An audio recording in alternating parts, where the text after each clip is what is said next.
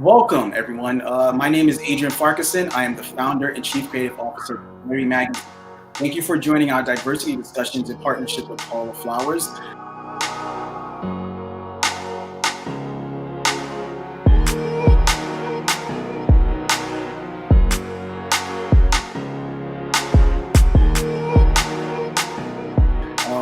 As we continue on, we are going to be speaking with Kimberly Dillon of Frigg Wellness and Dr. Rachel Knox of the Knox Docs, as we talk about the female connection to the cannabis plant in A Female Plant, A Female Conversation. Please welcome my guests. Hi, ladies. How are you doing? Happy Monday. Happy Monday.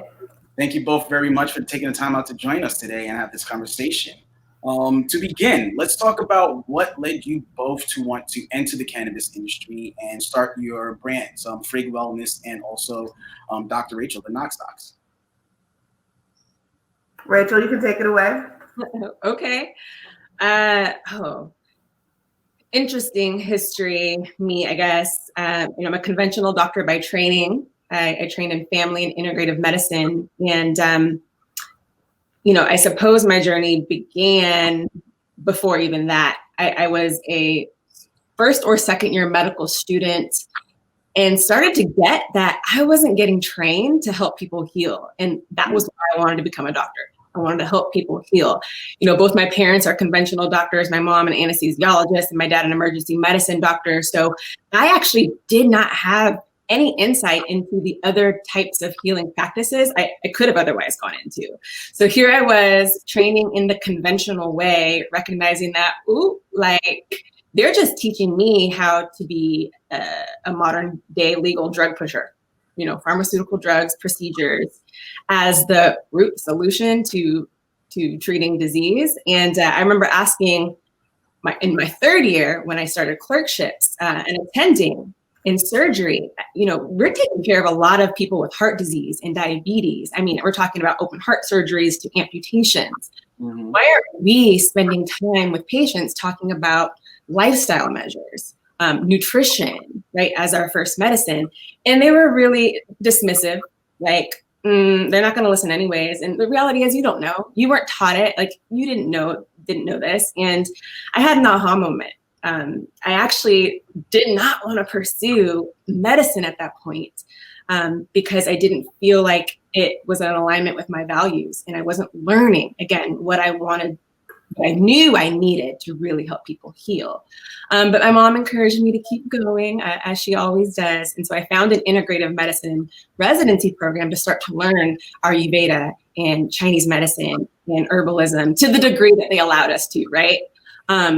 But while I was having that experience, my parents were in Oregon seeing patients in cannabis clinics already and were sharing with me and my sister the reality of their experience, which was patients telling them how much more of an improved quality of life they had on cannabis. They were literally watching patients peel off prescription drugs as they replaced it with cannabis. And they were learning about the endocannabinoid system. And I mean, just mind-blowing for me. So I didn't apply along with my fellow colleagues in my residency program for a conventional job. I was the only one in my class. My attendings thought I was crazy. You need to get a job in family medicine. I'm like, no, I do not, and I won't. And I didn't. I came home. I immediately started seeing patients in cannabis clinics. But I didn't know a whole lot, right? Because patients, even patients who had been using cannabis for decades here in Oregon still wanted to know, what do I use? When do I use it? What strain do I use? How? And that challenged me as a medical doctor to go to the science, right? It blows my mind that medical doctors still say, I don't know how to handle this plant. When you can just go to the PubMeds, you can look up research articles around the science of cannabis, the pharmacology, the science of the endocannabinoid system, right? This physiology, and start making really simple, pragmatic conclusions. Right? We doctors have been trained to apply cannabis to the physiology. It's just that we have to read the literature, We have to study it. And as soon as I started studying it, I was able to have very intelligent conversations with patients. I was able to help them find products that worked for them, and not just for them, but specifically for their conditions. And it just started to make a whole lot of sense. And, since then, I found myself aligning with other health professionals, not just medical ones, because when it comes down to the herbalist or the naturopath or the massage therapist or the yogi, or a friggin' neurosurgeon. At the end of the day, we're all taking care of the endocannabinoid dome, or the endocannabinoid system. We're all working that same system. And I think that's just entirely fascinating. Beautiful. Love it. Kimberly, you want to chime in on that? Yeah, it was actually kind of similar, but in a different way. So, I was working a corporate job. I was working at Clorox, funny enough. And I was having a lot of panic attacks, and I didn't even know they were panic attacks. And I actually had been very resistant to cannabis my entire life. DARE worked for me. I loved the teacher who taught me. I was like, I will never do this, Mr. Anderson. I'm good. So I never actually even used cannabis until I was 33. So it wasn't on my radar. But some context that I think ties into what Dr. Knox was saying was, I have never really been to a doctor or even really a hospital still to this day. My family, we grew up pretty poor and we didn't have health care. And so at the time, I actually thought it was very embarrassing that we went to herbalists and naturopaths. I grew up in Colorado Springs, which has a very big Wiccan community. We were not Wiccan, but there were herbal stores in our neighborhood. And so how it was presented to me was, don't get sick. We can't afford to take you to the hospital.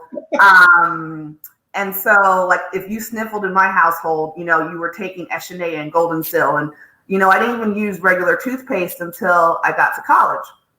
And so I actually perceived it. I didn't perceive that as wellness. I perceived it as poverty, which is so funny that now it's the opposite, right? Wellness is often deemed for the wealthy. So I had that sort of mentality in my mind of, well, I don't really trust doctors or really know the medical system. And so when I was experiencing all this anxiety, a friend was like, you know what? I know you're resistant, but why don't you try some cannabis for what's a panic attack? And I didn't know panic attack or cannabis. I didn't even know what anxiety was. And so that's how that started. And as I was looking for literature and support, I felt very alienated, obviously. And this is 2012, 2013, and I'm buying from dispensaries at the time with the medical card. And it was just so very sketchy. And I thought, there's got to be so many people like me who are misinformed, who just didn't know, people who want natural solutions, but just didn't even think about cannabis as an option or in the wellness way. And so because of that, and because my career has always been in corporate marketing, and I've really worked on some very innovative future things, I was on the team, for Siri, just thinking about the future. And so when I started using medical cannabis, I was like, this is the future, these magical plants. And actually maybe how I was raised was was the right way. What I thought had a lot of shame actually was empowering and was actually a return to my ancestral sort of knowledge. And I have to give my grandmother so much, props. I just didn't know that as a child, but really knew how to take care of us. And so I joined a very early stage startup. Guy just spoke, Papa and Barkley. This was when, this was very early days. I think it was 5 months after they had gotten started. And they were making products in a crock pot. And I started to think, how do we get this message to people like me? And at the time, what was CBD? There was no discussion of yoga, there was nothing. And so a lot of the work that we did was on how to make this seem like wellness and how to make this connection between self-care and cannabis and pain relief and natural solutions. And it's so funny now because it's like everywhere and it's a very saturated market. But like I couldn't get a yoga studio to call me back in 2016. I could not make a poster at Kinka. Like I couldn't do anything. And so it was, it's been such a wonderful journey for me as well. Cannabis has been a gateway for self-healing. It's been a gateway for how I think and see the world, in the sense that, you know, here I was, this goody good, you know, corporate girl who like went completely the other direction. And so that was, you know, a personality shift of strength and like, what do I really believe, in critical thinking, which I think maybe we're lacking a little bit of right now, broadly. And when I left to start Frigg about 6 months ago, so Frigg is a wellness line that we fight solutions, or we develop solutions that fight the impact of stress on your hair and body. And that was because through this whole process, I really made the connection between the mind and the skin and the gut. And I had never really thought about things in such a holistic way, which is why endocannabinoid science is such an amazing thing, because it's a system that really balances and is very holistic. And I wanted to be sort of luxurious and to be this journey. Oftentimes, plant medicine can be very granola, very crunchy. And so I wanted it to be accessible, but I really wanted to be sort of a luxe experience that was also very inclusive. So that was my motivation behind starting Frigg, which I can go into more. But it was really that cannabis was a gateway to myself and to really taking charge of my body and myself. And it's an intuitive plant. And it really just helped me tap into sort of that female intuition in all aspects of my life. Thanks. Beautiful. Dr. Knox, talk to us about your work in the medical field and your project, the Knox Docs. Sure. Well, the Knox Docs are just my family. So I guess we're a project. Working with family it is a project, I suppose. So Doctors Knox is just the formal name for the 4 doctors in my family. Dr. David, my dad, Dr. Janice, my mom, Dr. Jessica, my sister, and me, Dr. Rachel. So, you know, we're all Doctors Knox. So typically you'll hear us refer to one another as Dr. First Name or Dr. Mom or Dad, trying to be a little cheeky when we're, you know, presenting together. And we just decided that patients needed to have clinicians, medical doctors, right, who didn't judge them, who took the time to learn the science of cannabis and the physiology and pathophysiology of the endocannabinoid system, to provide patients a place to go to get the answers that I described patients not having, right? Dr. Google is full of information, but it lacks precision. Right, Dr. Google cannot tell patients what product, right, what chemical variety or chemical profile or strain to use for what condition, because it doesn't take into consideration the chemical profile within any given product. And what we're now seeing is that we can get really precise with cannabis as medicine, and not just cannabis, other botanicals too, when we start to research what certain phytochemicals do at the cellular or subcellular level. Folks these days are starting to talk more and more about clinical endocannabinoid deficiency syndromes. We just broadly say endocannabinoid system dysfunction. And when it comes to things like PTSD or endometriosis or cancers, right? Cancer is not ubiquitous, cancer types, or seizure. Right, we actually can dial into what is happening at the level of physiology at the cellular level. What is turning on? What is turning off? What is deficient? What's in excess? And we can apply what we know about the phytocannabinoids, THC, CBD, THCV, and how they turn on or turn off things that we want to turn off or turn on in order to restore balance, right? That's why we get into precision. That's why you can't just throw cannabis at the wall and say it's just going to work for everyone. No, it's really not. There's actually some precision we can apply here. And so that's the difference really between the cannabis for wellness and cannabis as medicine, right? Cannabis for wellness, we can talk about the cannabinoids very broadly and how they can, serve to drive down inflammation or help address anxiety or maybe even improve sleep. When we're talking about specific medical conditions for which we want cannabis to work, then we have to really dial in to the chemical profile. Which cannabinoids are present, which cannabinoids do we want to dominate, what terpenes we want in any given product, what terpenes are necessary to dominate, and other phytochemicals as well. So that's cannabinoid medicine or endocannabinology. So we, Dr. Knox, we consider ourselves endocannabinologists. Fancy term, but so is endocrinology and cardiology and neurology, et cetera. All that means is that we study the function and dysfunction of that subject of study, the endocannabinoid system or the endocannabinoidome. So we study the endocannabinoid system, its function, dysfunction, and how to modulate it with anything. Cannabis being the most versatile tool on that system, it surely isn't the only one. So we're endocannabinologists. We treat the patient. Patients have endocannabinoid systems. We apply cannabis to that cannabinology or cannabinoid medicine.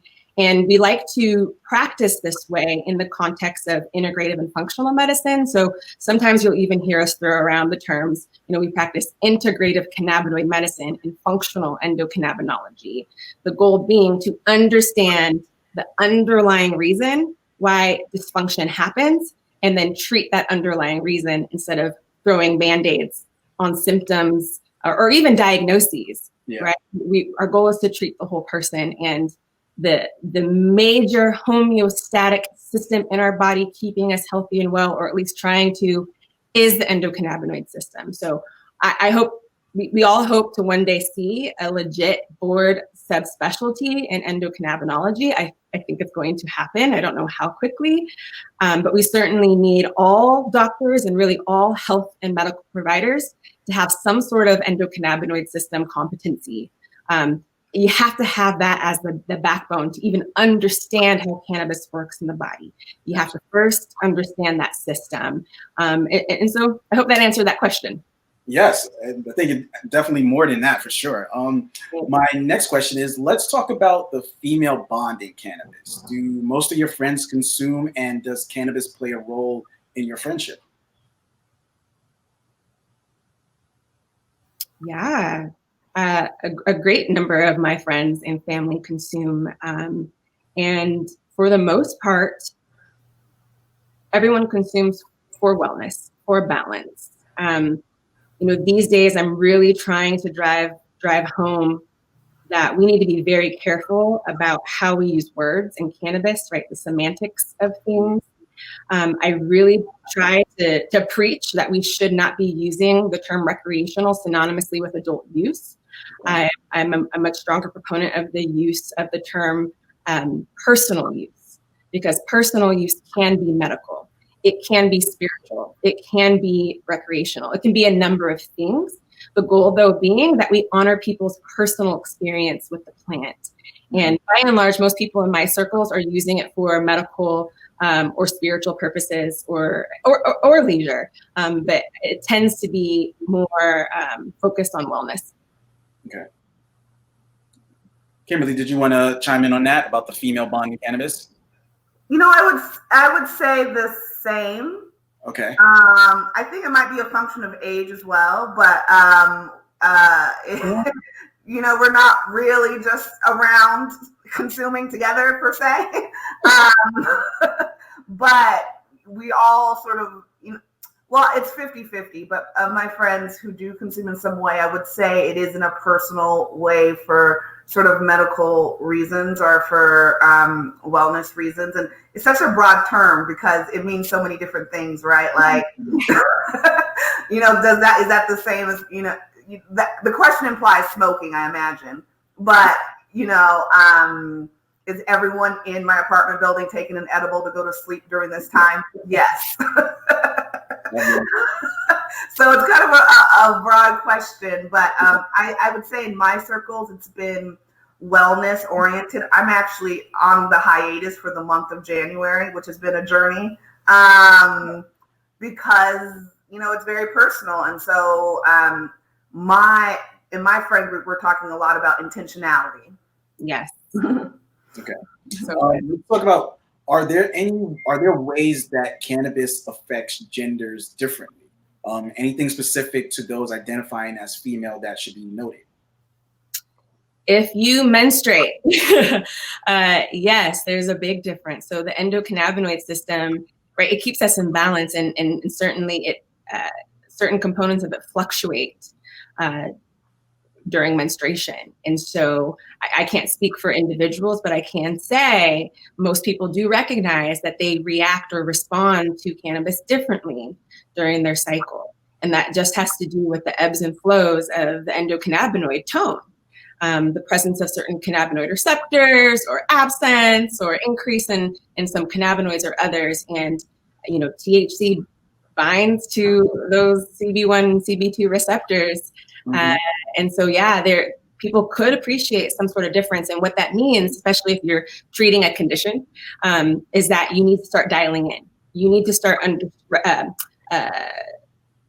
appreciating how much you're needing to treat your certain condition during that time of the month. I guarantee you there's at least a subtle difference, if not a big one. So some folks might see that they need to increase the amount of cannabis they're consuming to treat a certain condition, or in other circumstances decrease. Okay. May I ask a question that is a slight aside? Would that be true, Dr. Knox, for all medicines, and that that should be a conversation? That I've never had anyone say this to me, but is this something I should be aware of in general? Probably.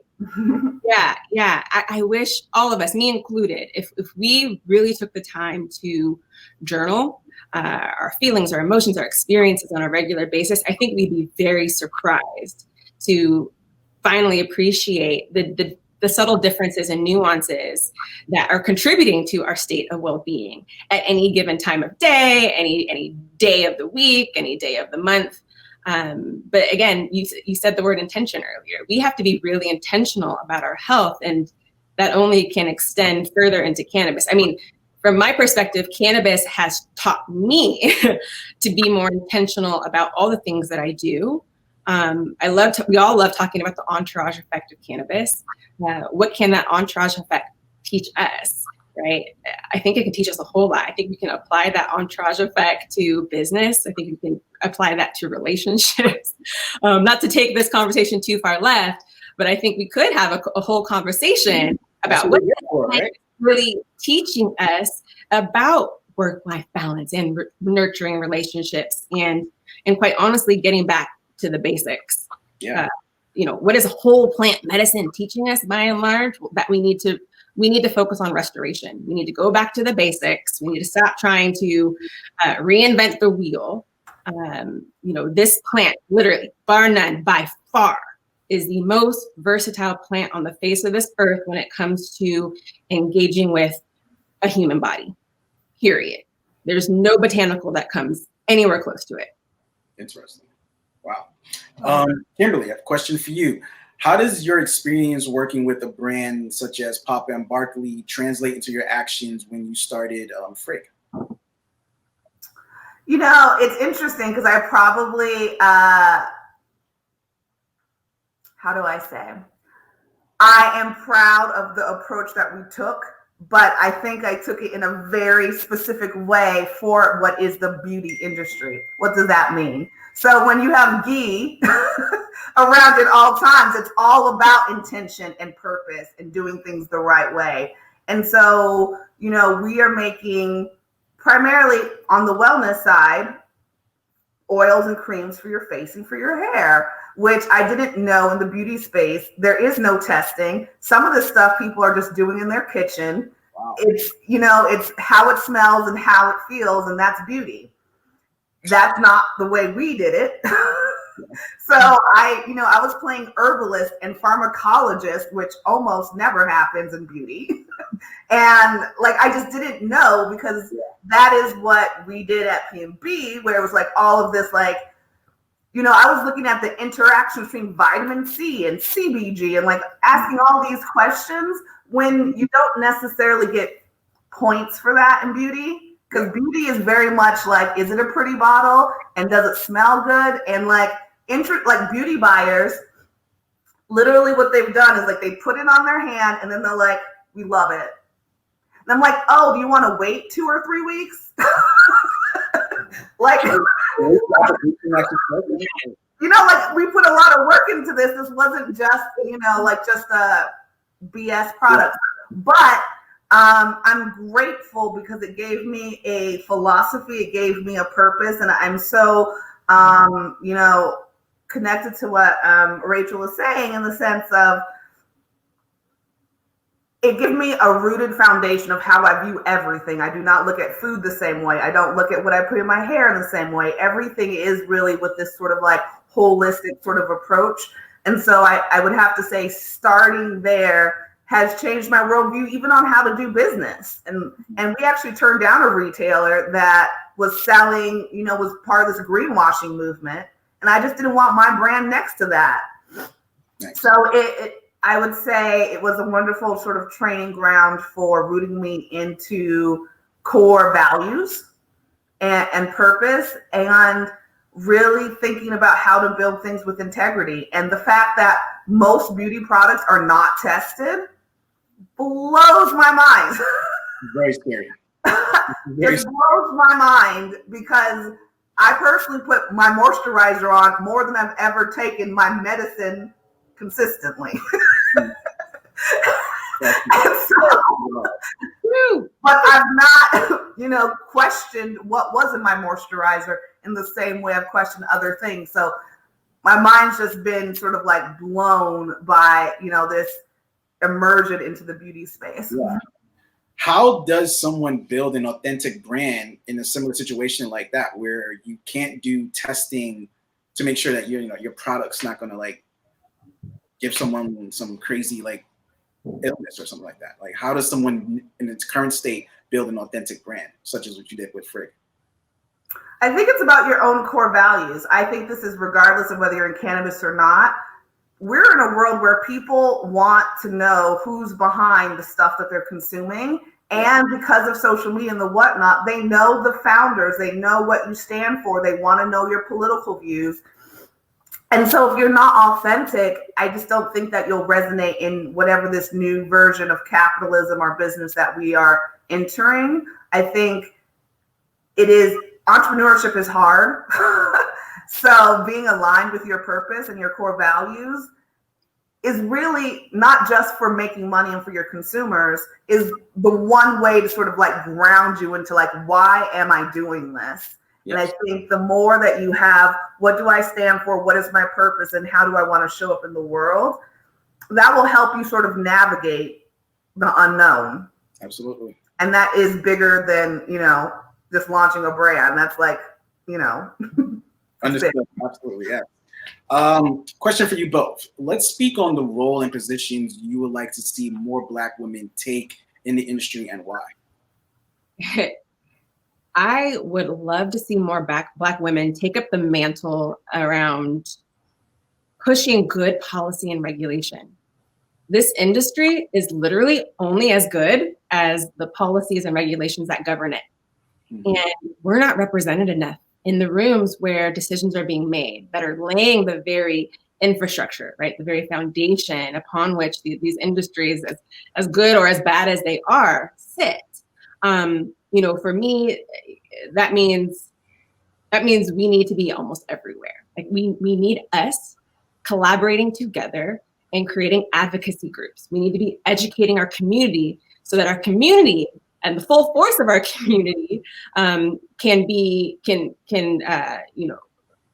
leveraged to push good policy that keeps us in mind.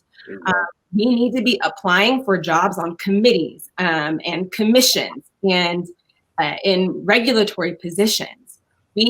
We need to be present, because when we're not present, the folks who are making decisions do not have this in mind.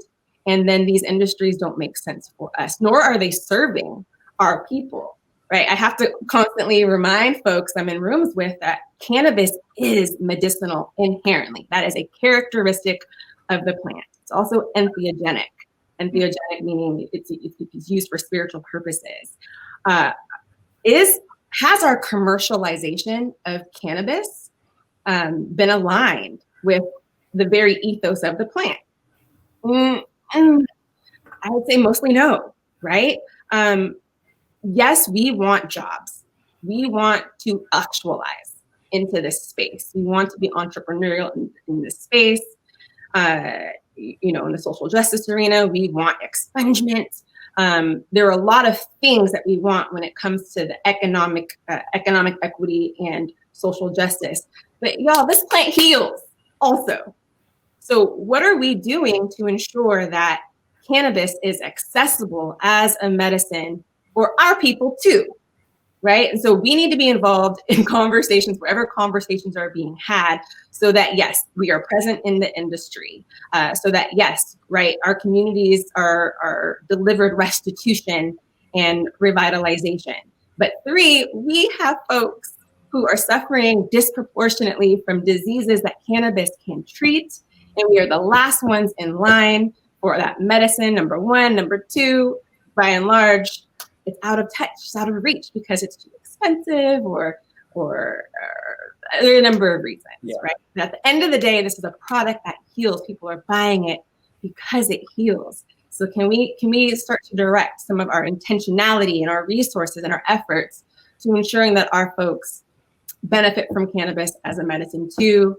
And again, unless we are involved, it's not going to happen. I see a lot of white mothers, advocating on behalf of their children with epilepsy or autism, showing up at City Hall. I don't see a lot of Black moms doing that, right? And we suffer, our community suffers from autism, especially in our young men, our boys, at disproportionate rates. We have maybe more reason to show up on Capitol Hill demanding that we have access to cannabis as medicine.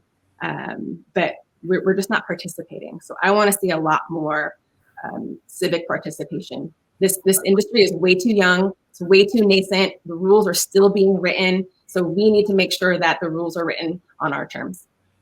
Thank you so much for that. Kimberly, did you want to speak to that question as well? Ditto.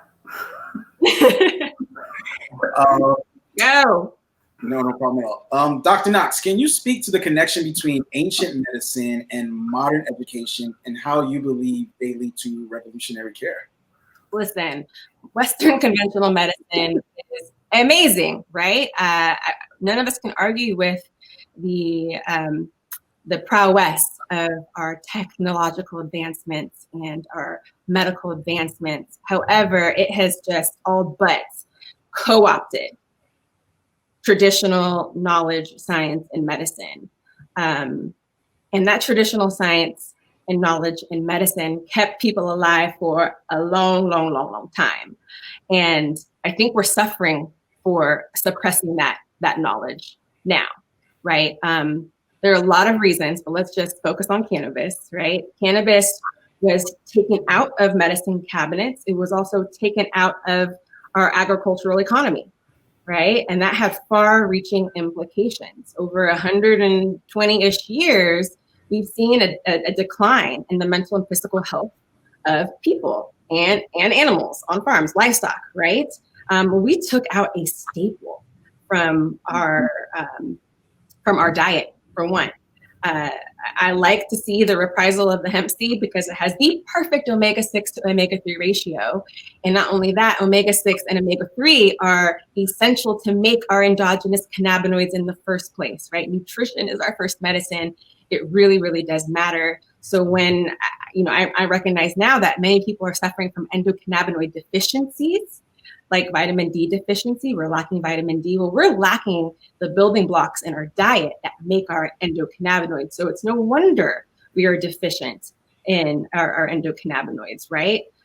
So I think we are now at a point where we can say, oh, we took natural medicine for granted. We took traditional knowledge, science, and medicine for granted. And it will be at our expense if we do not right now work to end the separation between that traditional and holistic knowledge and the best of what conventional medicine is giving us. I think the goal is to end the divide, right? End that separation and bring them together such that we can leverage the best of both worlds. I really love how medicine is conducted in Japan.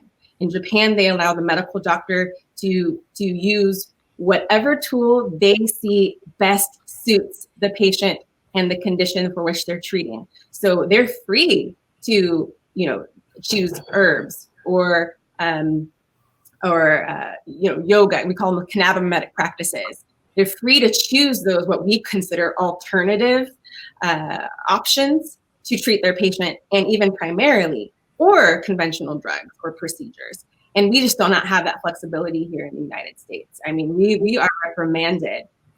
Those of us who have medical degrees, we are reprimanded by our boards by using natural medicine in many respects. And that's really unfortunate. And I think we're suffering for it. So, but that being said, cannabis, psilocybin, and many other botanicals that weren't maybe formally illicit, but absolutely have been suppressed, are making a reprisal right now. And I think that most of us are just sick and tired of being sick and being so sick. And our conventional medical system is really leaving many folks without alternative. So patients are driving this reprisal by and large, which is really great, but it's going to force us in the conventional world to begin to think differently. And I think if we don't, I don't know what we're going to see. CBD on that, right? Yeah, but I think it's happening. People are starting to demand access to natural medicine, and that is all well and good. I just want to make sure that, originals people everywhere, ensure that the space is stewarded appropriately, right? I saw a commercial the other day about ashwagandha, and it was a white woman and her white baby, and she was holding baby on her hip and taking her ashwagandha. And I'm like, this is what appropriation looks like.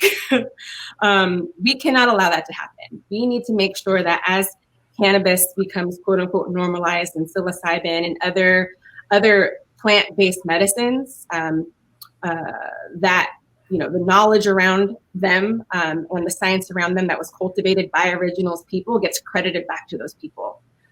And it's not going to happen unless we're demanding that happen. So plant medicine is making a comeback. However, we really need to make sure that the people who cultivated the knowledge around plant medicines are, one, credited, and two, see some of those trillions of dollars circulating through their communities where that knowledge was really refined. Well said. That was a great answer. I have a question to you both. Share your thoughts on what you would like to see from the incoming presidential administration, how it relates to cannabis and wellness overall. Go ahead. I mean, ultimately legalization, but responsible legalization. I would want to see, similar to the points about the correct sort of policies in place and having the right people at the table. I think, so often we think about the end result, which is like, I want more jobs. I want expungement. But I want to see more of us, and I want to see more policies at the very beginning. And that beginning is either at policy or it's with money. Yeah. And so that's really where I want to see the focus of, like, how do we include these communities in these conversations at the very beginning point so that it trickles down throughout towards the end, but without the right policies and the seat at the table there, and without the financial resources to like really roll these things out.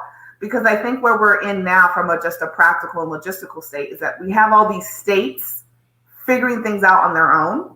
And how do we sort of come together as one sort of like nation and the best of all these policies? I actually think it's, while we're talking about cannabis, I think it's an interesting sort of use case, as it were, for this sort of geographic separation of ideas that we've currently sort of expressed, where certain regions are taking things and coming up with their own sort of rules, and we were forced into that. However, you know, this is one country, so figuring out like what is the best practices for the United States as it relates to legislation, and really making sure that we have the right people at the table. And I also wanted to be rooted in health and well-being, in the sense that it seems like a lot of the policies have been really around supporting like the current gatekeepers, quite frankly, and pharmaceutical companies and alcohol companies and tobacco companies and sort of like all of these current players to just win even more. And so it's a double-edged sword, right? When I first, when Prop 64 passed here in California, let's say that, you know, right before it passed in 2015, if there was like 100 people and they were herbalists and teachers and the mothers and advocating for this plant in probably a pretty authentic way. And then around 2017, when the public markets opened in in Canada, if I started with those 100, I would say 4 of those people are left. And so there was this machine of corporateness, this machine of all these rules and regulation. So when I say I want to see legalization and I want to see sort of like what this rollout is, there has to be a consciousness to it and an intentionality to it, because I don't necessarily want to see the same old with a new crop or with a new moneymaker, or we can make tax revenues. It has to have a more holistic approach than that. And so I think that's the watch out, is that I do not want, you know, companies to have the ability to patent an herb per se, or patent a certain molecule, or put up these huge walls where we can't have certain people have access to building in this industry. So I think it's really around having the right people at the table and I think we have the greatest opportunity to stand up a brand new industry with intention and consciousness, and not just check the box, this is great for tax revenue, and a bunch of pharma companies are about to have a bunch of new patents. No. That would not be what success looks like for me. Dr. Knox, any thoughts from you on that? Yeah, I agree. Look, for me, it's if the reason we are legalizing isn't, number one, because prohibition was wrong, and number two, to pay restitution to the communities most harmed by the war on drugs, right? And that's our Black, Indigenous, and Latinx community predominantly, but also patients. Then we're not legalizing for the right reason. Like, absolutely, there's an opportunity to amass, you know, a new federal or even state tax bank overnight, but that's not the good enough reason, right? If we're thinking about the mantle our forebears in this space, you know, held, if we're thinking about the people who have been fighting for legalization this whole time, it hasn't been the corporate giants. They've just been watching and waiting for their leg in. Mm. We need to honor the people upon whose backs, right, yep, prohibition was stepping on, right? Listen, we're right now seeing a tug of war between prohibitionists and you know, those who want to free the plant, not because we're arguing about whether or not this is medicine, or whether or not it's the war on drugs was wrong. There is a lot of economic incentive to keep cannabis illegal, period, right? So I think we're going to have an interesting road ahead of us, quite frankly. When I think about the Biden-Harris administration, I really do hope that we see them deschedule. I know Biden is more in favor of rescheduling. I know he's not in favor of adult use. He is in favor of medical use. So I am curious to see what happens with Safe Banking and with MORE Act with respect to his position on cannabis. When it comes to MORE Act, there are some things that I do like. Yeah, I would prefer descheduling.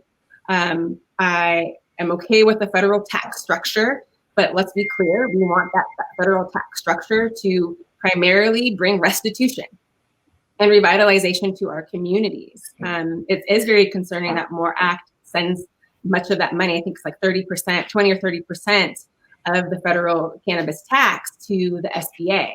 Well, the SBA is still a systemically racist institution like every other institution at that level of government. And who do they typically favor? And so unless we have a watchdog, unless we have an oversight board, how are we going to even ensure at the federal level that these tax dollars are being used appropriately to right the wrongs of prohibition? And then when it comes to federal legalization, I deter. I actually do not want the federal government to create a legal structure for us.